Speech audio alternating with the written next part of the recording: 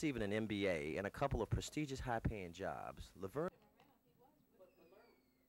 I did, and that's what we're talking about right out there, is to work on that and develop that information. The thing that pushed me from employee to employer was the fact that I've never really had a job that employed all of my senses.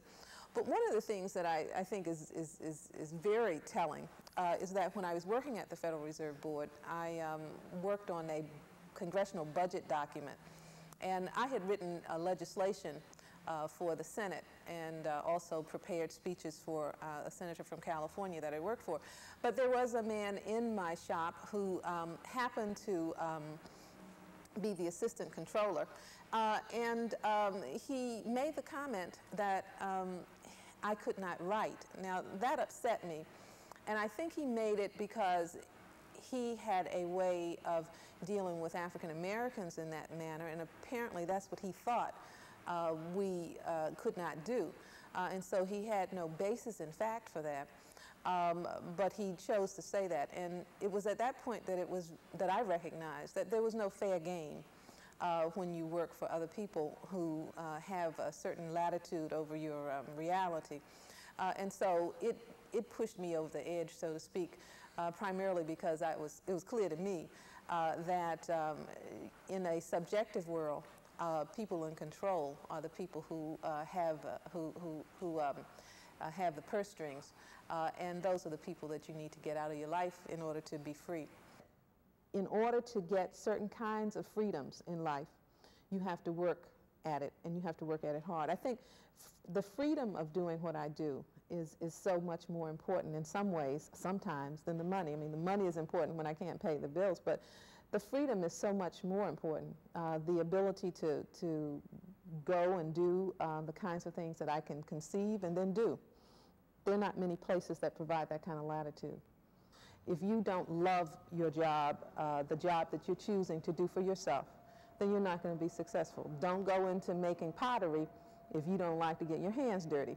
That's not what you do. I like what I'm doing. I like writing. I like being around people who think. I like making certain that people's views are heard. So those things are important. That would be my suggestion to anyone at any step in their life, because people have different interests as they grow. But certainly, whatever those interests are, that's what they should begin to look at.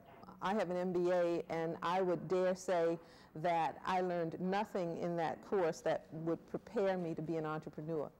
I learned a lot that would prepare me to manage tremendous resources of a corporation, or manage tremendous human resources in a major company, but not anything that would prepare me to deal with the scarce resources of an entrepreneurial endeavor.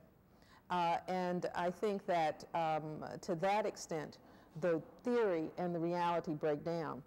But there are, I was looking at a Psychology Today study just recently, and at the top of the list of the things that people consider status symbols is owning your own business. And I thought that was interesting because they don't put at the top of the list owning a yacht. I think that was somewhere down the bottom. There is a certain amount of idealism in wanting to be in control of your own reality. I think that's very important. I think it's important for African Americans more than anybody. And that is something that people dream about.